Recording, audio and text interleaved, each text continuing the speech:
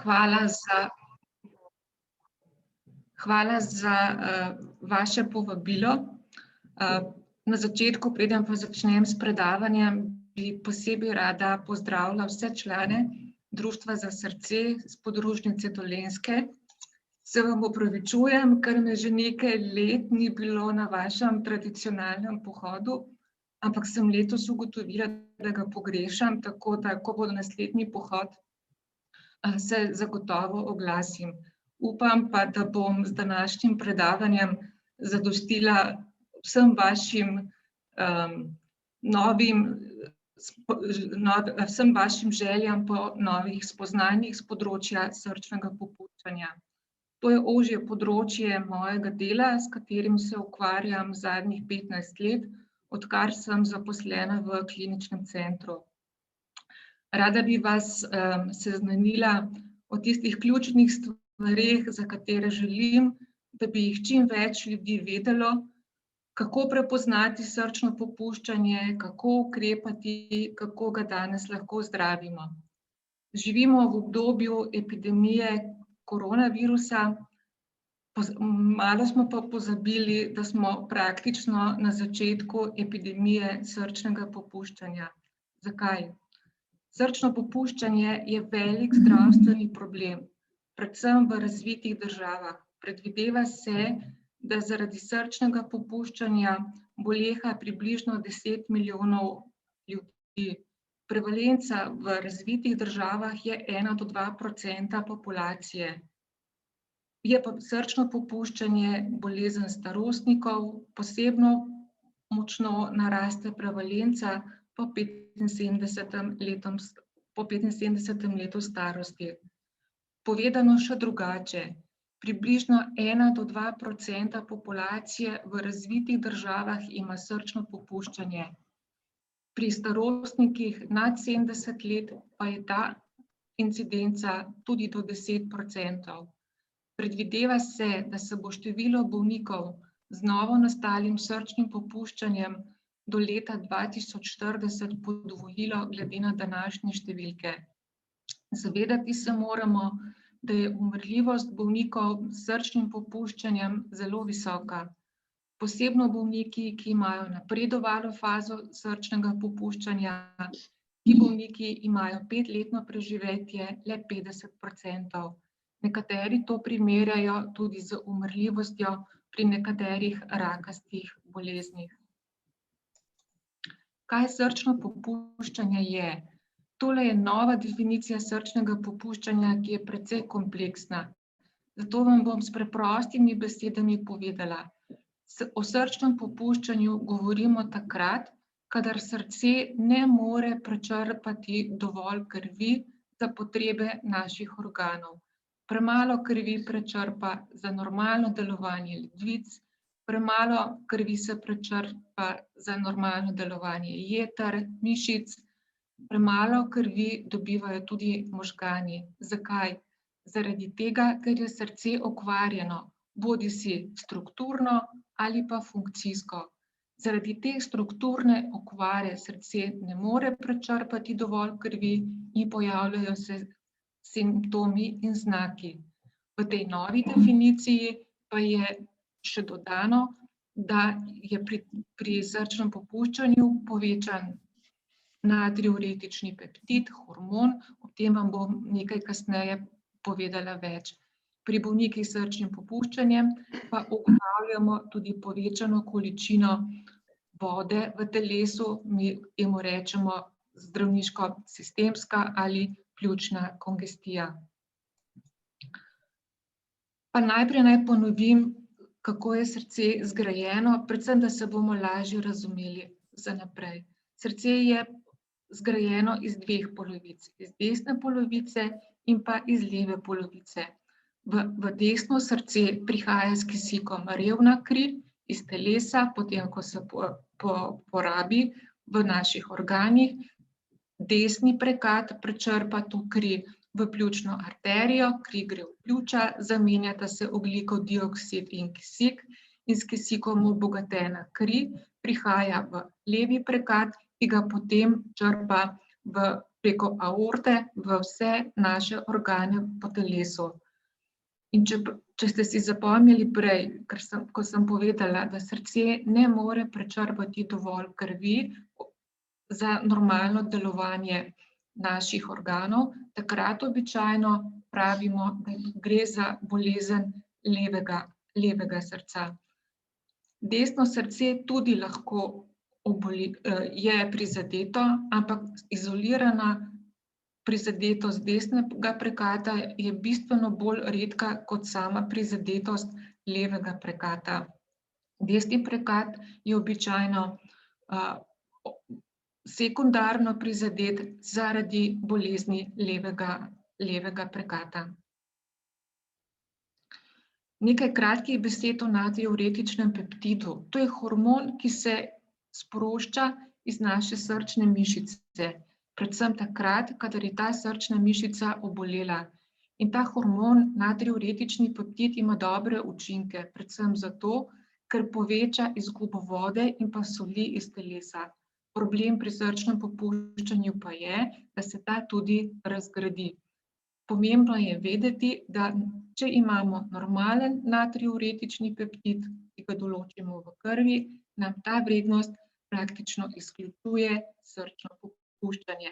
To je pa predvsem pomembno vedeti, takrat, kadar postavljamo diagnozo srčnega popuščanja. Srčno popuščanje je vedno posledica ene druge osnovne bolezni na srcu, In kateri so ti dejavniki tveganja, ki lahko privedejo do srčnega popuščanja? V prvi vrsti arterijska hipertenzija, posebej, če je ta nezdravljena, koronarna srčna bolezen, sladkorna bolezen, prekomerna telesna teža, nekatere družinske kardiomiopatije, dedne kardiomiopatije predstavljajo tveganje za nastanek srčnega popuščanja. O teh boleznih danes vemo čedalje več in jih tudi lažje diagnosticiramo. Dejavnik tveganja za srčno popuščanje pa so tudi izpostavljenost toksičnim substancam. V našem okolju ni nezanemarljiva izpostavljenost alkoholu, kemoterapevtiki lahko povzročajo okvaro na srcu in na koncu tudi okužbe.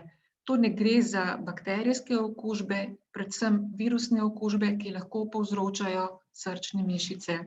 In izpostavljenost tem agensom je eden izmed dejavnikov tveganja za nastanek srčnega popuščanja.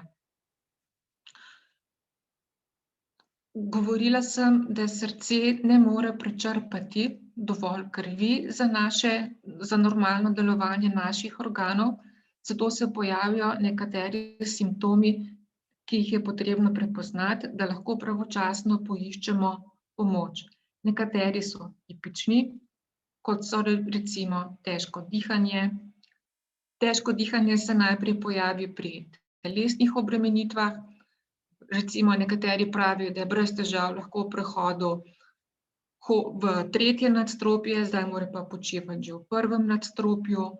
Pojavi se ortopneja, to je težko dihanje, ki se pojavi takrat, ko se ljudje uležejo. Nekateri imajo težave z težkim dihanjem v nočnem času, predvsem ljudje opažajo, da so manj zmogljivi, in vsaka telesna aktivnost jim povzroča lahko veliko utrujenost in bistveno dlje časa potrebujejo, da po telesni aktivnosti pridejo k sebi, kot rečemo v žargonu. Pogost simptom, ki običajno privede bolnika do zdravnika, pa je najpogostejši simptom, pa je otekanje nog. Manj pogosti simptomi so nočni kašelj, piskanje v pljučih, pridobivanje na telesni teži. O tem pridobivanju na telesni teži govorimo takrat, kadar se telesna teža poveča približno za 2 kilograma v enem tednu, na račun zastajanja vode v našem telesu. Pri napredovali bolezni srčnega popuščanja pa telesna teža lahko močno upade oziroma ljudje začnejo izgubljati na telesni teži.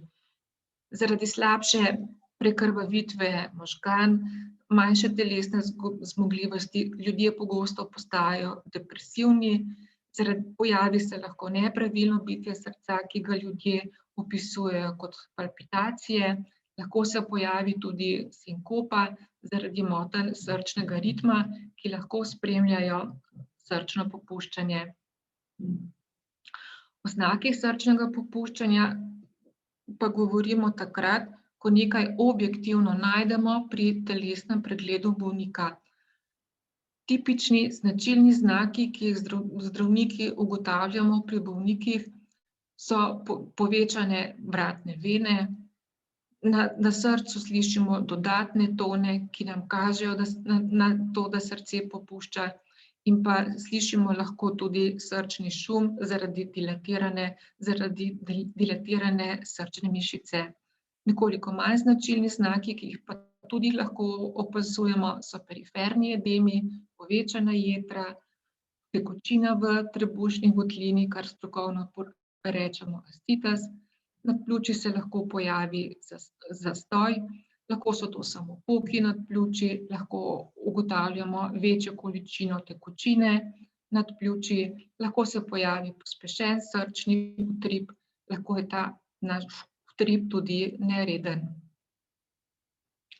Tole je ena taka klinična slika povečanih vratnih ven, ki je eden tipičnih značilnih znakov, ki nam govorijo, da je pri bolniku lahko prisotno srčno popuščanje. Zelo dobro verjetno poznate periferne edeme, to je edem na spodnji okončini, če vtisnemo z jagodico prsta na nard, se to ugrezne in običajno to kar nekaj časa vztraja, preden gre lahko nazaj. Niso pa te otekline značilne samo za srčno popuščanje, lahko so tudi pri drugih boleznih. Običajno simptomi bolnika privedejo do zdravnika. Zdravnik po pogovoru z bolnikom, po telesnih pregledih ugotavlja značilne oziroma manj značilne znake srčnega popuščanja. Nato je potrebno povedati, ali bolnik ima srčno popuščanje ali ne. Kaj storiti? Katere preiskave priporočamo, da se opravi pri vseh bolnikih s sumom na srčno popuščanje? Zagotovo je to elektrokardiogram, ki je lahko patološki, ni pa nujno pri srčnem popuščanju. Zaželeno oziroma eden izmed ključnih parametrov, ali gre pri bolniku za srčno popuščanje ali ne, je določitev tega natriuretičnega peptida oziroma razgradnega produkta NT-proBNP. Pomembna preiskava je ultrazvok srca, ki pa je splošnim zdravnikom na žalost slabo dosegljiv, zato se splošni zdravniki pogosto poslužujejo rentgena prstnih organov, ki nam da tudi eno orientacijo o velikosti srca, zastoju nad pljuči, kar doprinese k postavitvi diagnoze. Zaželeno je, da se tudi opravi vse te laboratorijske preiskave, kadar sumimo na srčno popuščanje. Seveda, če imamo utemeljen klinični sum, prisotne simptome in znake, ne bomo čakali, da bodo vse te preiskave opravljene. Zato hkrati z diagnostiko mora potekati tudi zdravljenje, predvsem zato, da ne izgubljamo časa, da se bolezen ne poslabša. Torej, kadar imamo dejavnike tveganja za srčno popuščanje, kadar so prisotni simptomi in znaki, kadar ugotovimo spremenjen EKG, je pomembno pri postavitvi diagnoze srčnega popuščanja, da določimo natriuretični peptid. Če je ta normalen, potem pri bolniku ne gre za srčno popuščanje in je potrebno iskati druge vzroke za težave, ki jih ima, lahko s strani pljuč ali kakšne druge bolezni. Če pa je natriuretični peptid povečan, takrat je pomembna preiskava ki jo je potrebno opraviti pri bolniku ultrazvok srca. Zakaj?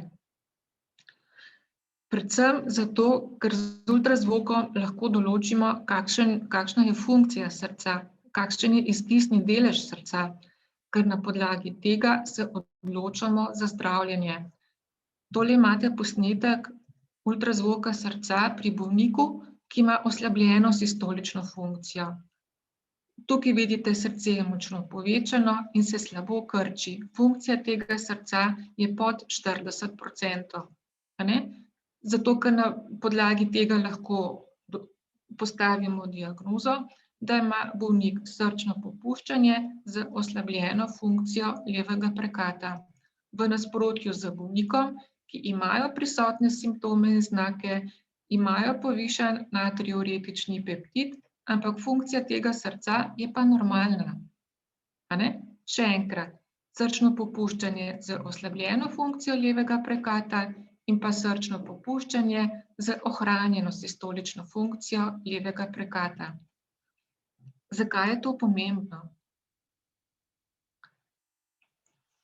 Pomembno je zato, ker je od tega odvisno zdravljenje. V letošnjem letu je prišlo na plano kar precej novih raziskav o zdravljenju srčnega popuščanja. Na novo so tudi klasificirali srčno popuščanje glede na iztisni delež, in sicer na srčno popuščanje z ohranjenim iztisnim deležem, na srčno popuščanje z blago zmanjšanim iztisnim deležem, ker je ta iztisni delež od 41 do 49%, in pa zmanjšanim iztisnim deležem na manj kot 40%.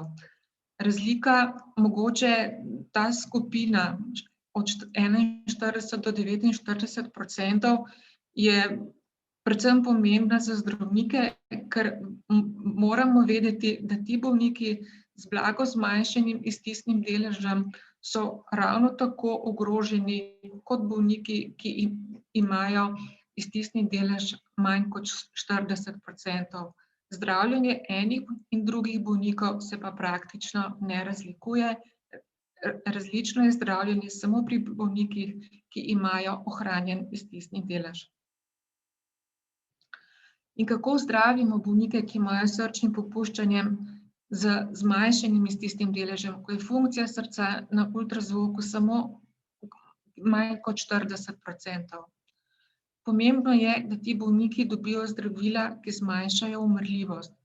Pomembno je, da dobijo zdravila in vse ukrepe, ki zmanjšajo umrljivost in zmanjšajo hospitalizacije. Pomembni so ukrepi, ki poleg zmanjšanja hospitalizacije izboljšajo tudi kvaliteto življenja teh bolnikov.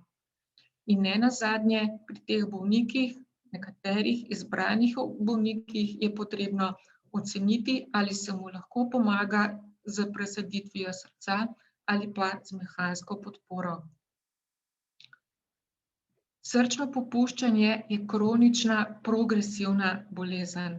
Vsi ti ukrepi so potrebni predvsem zato, da vzdržujemo čim boljšo in čim višjo funkcijo srčne mišice.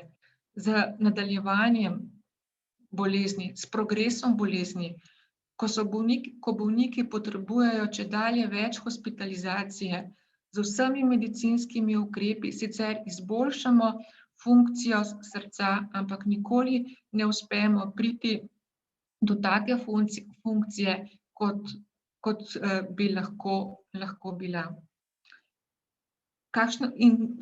Nekaj dodatnih informacij o zdravilih, ki zmanjšajo srčno umrljivost pri teh bolnikih.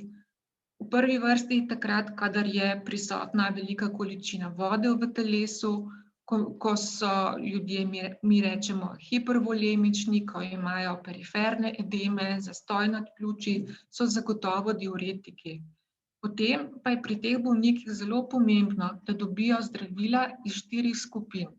In sicer zaviralce angiotenzinske konvertaze oziroma angiotenzinskih receptorjev oziroma tudi ta zdravila, ki so ARNI jim pravimo, ki so kombinacija angiotenzinskih receptorjev in sakubitrila. Pomembno je, da bolniki dobijo zaviralce beta. Pomembno je, da bolniki prejmejo mineralokortikoidni antagonist in pa novost v letošnjem letu, da dobijo zdravilo iz skupine SGLT2 zaviralcev, to so zdravila, ki so jih sicer primarno začeli uporabljati za sladkorno bolezen, ampak izkazalo se je, da pomembno izboljšajo preživetje in zmanjšajo umrljivost tudi pri bolnikih z srčnim popuščanjem, ki nimajo sladkorne bolezni in imajo oslabljeno sistolično funkcijo. Pomembno je, da pacienti dobijo vsa ta zdravila,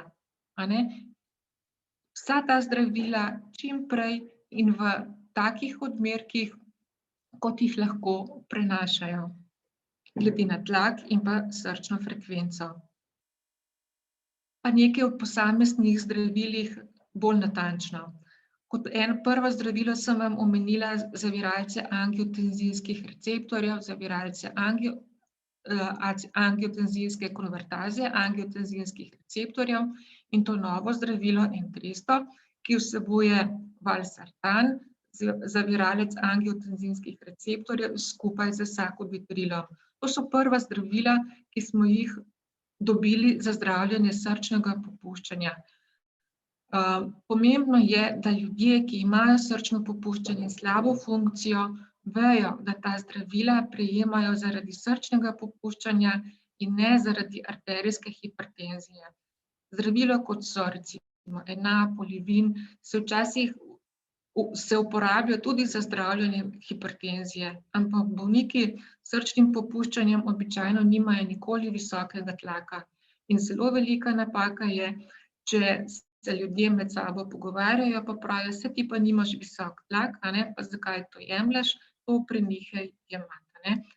Pomembno je, da bolnik s srčnim popuščanjem ve, da ta zdravila ima zaradi srčnega popuščanja in ne zaradi visokega krvnega tlaka. Približno 5 let imamo na voljo zdravilo Entresto, ki je trenutno registrirano samo za bolnike z tistim deležem manj kot 40%.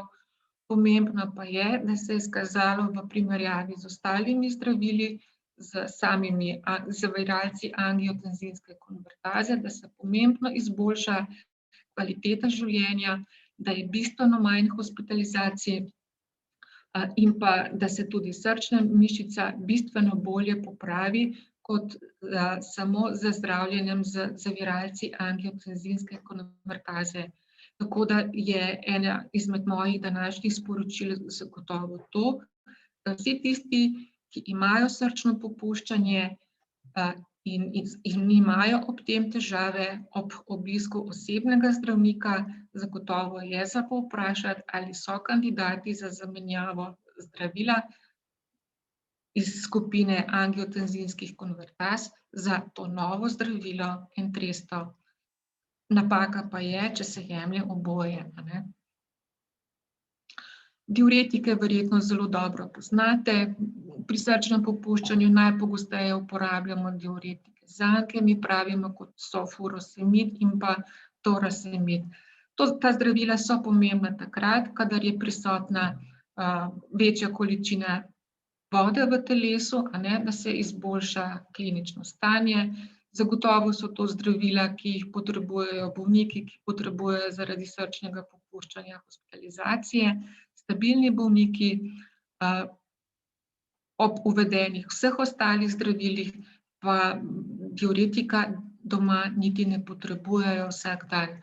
Ob rednem in skrbnem tehtanju lahko sami prilagajajo odmerke zdravil, ki jih potrebujejo.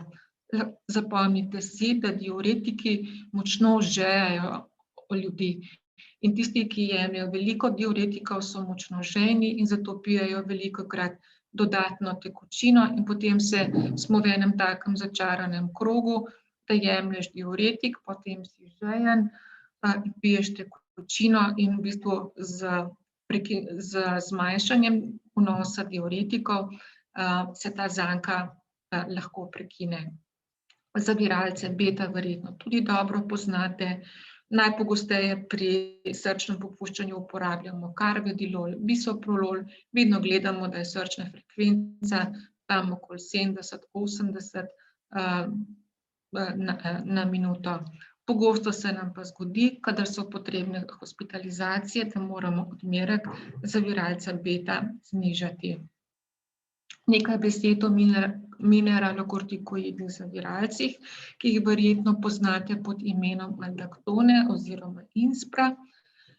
Ta zdravila deluje tudi kot blag diuretik, bolnik s srčnim popuščanjem pa mora vedeti, da to pri njih ni samo kot diuretik, pomembno, ti dve zdravili pomembno zmanjšata brazgotino v srčni mišici, zato se funkcija pomembno izboljša.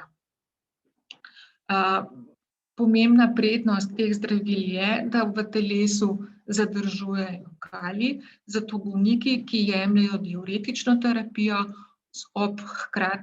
ne potrebujejo ob terapiji s temi dvemi zdravili substitucijo kalija. In pa ta pomembna novost, da zdravilo, ki se primarno uporablja za zdravljenje sladkorne bolezni, zdravilo iz skupine SGLT2 zaviralcev, trenutno sta ti dve zdravili v Sloveniji na voljo, in sicer Forxiga in Jardiance, za katere se je izkazalo, da imajo pomembno vlogo pri zdravljenju bolnikov s srčnim popuščanjem. Zdravilo lahko predpiše osebni zdravnik pri vseh bolnikih, tudi brez sladkorne bolezni, če je prisotno srčno popuščanje z slabo funkcijo levega prekata. Torej, diuretiki za zmanjševanje kongestije in pa mi rečemo 4 temeljni stebri zdravil. Bi dala kar na prvo vrsto, na prvo mesto zaviralce angiotenzinskih receptorjev skupaj z sakobintrilom. Če ta zdravila pacienti ne prenašajo, seveda jim bomo dali AC zaviralce oziroma same zaviralce angiotenzinskih receptorjev, zaviralce beta, mineralokortikoidne antagoniste in pa ta nova zdravila, ki se primarno sicer uporabljajo za sladkorno bolezen. Čim prej, čim več zdravil s takimi odmerki, kot jih bolnik lahko prenaša. Nikoli ne uvajamo najprej eno zdravilo, pa ga poskušamo stitrirati do maksimalnega odmerka in potem šele začnemo z drugim zdravilom. Klinične izkušnje zdravnika so v bistvu najbolj pomembne zato, da se čim prej uvede vsa zdravila v želenem odmerku. Kaj pa drugi ukrepi, ki prav tako zmanjšajo umrljivost in zmanjšajo hospitalizacije? Seveda vstavitev kardioverterja, defibrilatorja pri bolnikih, ki imajo zaradi srčnega popuščanja motnje srčnega ritma oziroma so že morda utrpeli srčni zastoj. Predvsem je to indikacija pri bolnikih, ki imajo koronarno bolezen in slabo funkcijo. Lahko se odločimo tudi za vstavitev dvokomornega srčnega spodbujevalca. Pogoj za to so spremembe v EKG-ju, ki narekujejo tak ukrep.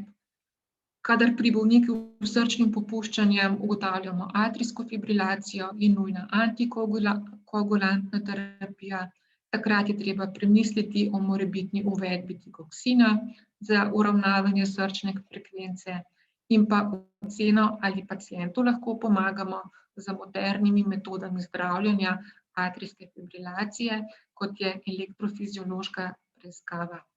Seveda, če iščemo vzroke in najdemo koronarno bolezen, zagotovo je potrebna revaskularizacija miokarda glede na stanje koronarnih žil ali perkutana oziroma kirurška. Če na ultrazvoku najdemo bolezen zaklopk, seveda jo je potrebno zdraviti, tako zožitev ali puščanje. ker s tem preprečujemo napredovanje bolezni. Med drugimi zdravili, ki se tudi uporabljajo in so pomembna pri bolnikih s srčnim popuščanjem, je nadomeščanje železa, zato da je vrednost hemoglobina vsaj 130 gramov na liter. Pri visoki srčni frekvenci dodamo ivabratin in pa lahko se poslužujemo tudi hidralazina. Zmanjšajo hospitalizacijo in pa izboljšajo kvaliteto življenja tudi vsi ukrepi rehabilitacije in pa pomembna je celostna obravnava bolnika. V zdravljenje bolnika s srčnim popuščanjem s slabo funkcijo je vključen običajno zdravnik splošne medicine, družinski zdravnik, velikokrat smo vključeni tudi specialisti kardiologi, pomembne so patronažne sestre, specializirane sestre v ambulantah za srčno popuščanje. Pogosto je potrebno vključiti tudi dietetika, psihologa, psihiatra. Toliko o bolnikih s srčnim popuščanjem, ki imajo oslabljeno funkcijo. Kaj pa bolniki, ki imajo normalno funkcijo, kadar je ta funkcija več kot 50%? Na žalost, toliko zdravil, kot jih imamo na voljo pri drugih skupinah bolnikov, pri teh nimamo. In še vedno se mi zdi, da so ti bolniki močno podcenjeni pri zdravljenju. In v bistvu je naša naloga, da najdemo čim boljše metode, kako bi lahko tem bolnikom pomagali. Pomembno je, da iščemo in zdravimo vzrok, ki je privedel do tega. Iskati in zdraviti moramo tako kardiovaskularne in pa nekardiovaskularne bolezni. Edina zdravila pri teh bolnikih, za katere se je izkazalo, da so največja dobrobit, so to pač diuretiki. Na žalost, za vsa zdravila, ki so tako zelo pomembna pri drugi skupini bolnikov, pri teh bolnikih še vedno ne velja. Takrat, kadar imamo prisotne dejavnike tveganja, je zelo pomembna primarna prevencija, da se srčno popuščanje sploh ne bi pojavilo z ohranjenim stisnjenim deležem. Nujno potrebno je idealno urediti krvni tlak, idealno urediti hiperlipidemijo, zato da preprečimo napredovanje koronarne bolezni. Če je pri teh bolnikih prisotna sladkorna bolezen tip 2, je pomembno, da ti bolniki dobijo zdravljenje s temi novimi zdravili, ki sem jih že prej omenila, SGLT2 zaviralci, kot sta Forxiga in Jardiance. In pa seveda sprememba življenjskega sloga zagotovo doprinese k temu, da se srčno popuščanje ne razvije. V letošnjem letu, konec avgusta, je bil Evropski kardiološki kongres, kjer se je izkazalo po vrsto letih, da tudi ta zdravila, ki jih uporabljamo za sladkorno bolezen in za katere so velike multicentrične raziskave dokazale, da so učinkovite pri oslabljeni funkciji srca, da imajo tudi dobrobit, da izboljšajo funkcijo in kvaliteto življenja in preživetje pri bolnikih s srčnim popuščanjem, ki imajo normalen iztisnjeni delež in nimajo sladkorne bolezni.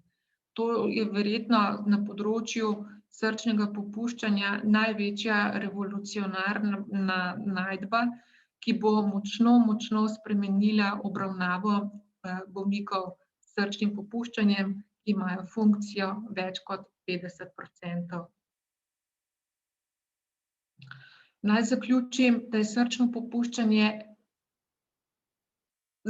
da je pomembno za srčno popuščanje pomembno preprečevanje in pa obvladovanje dejavnikov tveganja. Ko se pojavijo simptomi in znaki, je potrebna pravočasna diagnostika. Potrebno je iskati vzroke za srčno popuščanje in jih tudi odpravljati. Zdravljenje srčnega popuščanja naj bo usmerjeno glede na iztisnjeni delež, ki ga ugotovimo na ultrazvoku srca, in z ustreznim zdravljenjem zmanjšamo umrljivost, zmanjšamo hospitalizacije in pa izboljšamo kvaliteto življenja. Za konec pa vam predstavim samo še novo klasifikacijo srčnega popuščanja, ki je bila ravno tako predstavljena v letošnjem letu. Kot stopnji A naj bi govorili samo o dejavnikih tveganja za srčno popuščanje. Prisotni so dejavniki hipertenzija, kajenje, hiperlipidemija, na ultrazvoku pa ni nobene strukturne ali funkcijske prizadetosti srca. Ti bolniki tudi nimajo nobenih simptomov in znakov in tudi vrednosti natriuretičnih peptidov so normalne. Pri stopnji B govorimo neke vrste predsrčno popuščanje, simptomov in znakov srčnega popuščanja ni, prisotna pa je že lahko strukturna prizadetost srca, kot so recimo zadebeljene stene, lahko je ali je prisotna funkcijska prizadetost srca, lahko pa ugotovimo že tudi povišane natriuretične peptide. O stopnji C govorimo takrat, kadar so prisotni simptomi, znaki, prisotna je strukturna in funkcijska prizadetost srca, povišane so tudi vrednosti natriuretičnih peptidov. In stopnja D, ko govorimo o napredovalnem srčnem popuščanju, prisotni so hudi simptomi in znaki, bolniki potrebujejo pogoste hospitalizacije kljub ustreznemu zdravljenju in ti bolniki so pogosto zelo odporni na vse zdravljenje, ki je uvedeno. In pri teh bolnikih je potrebno premisliti, ali so kandidati za morebitno zdravljenje s presaditvijo srca. Tu bi jaz končala, se vam zahvalila za vašo pozornost in sem vam na voljo za vsa vprašanja.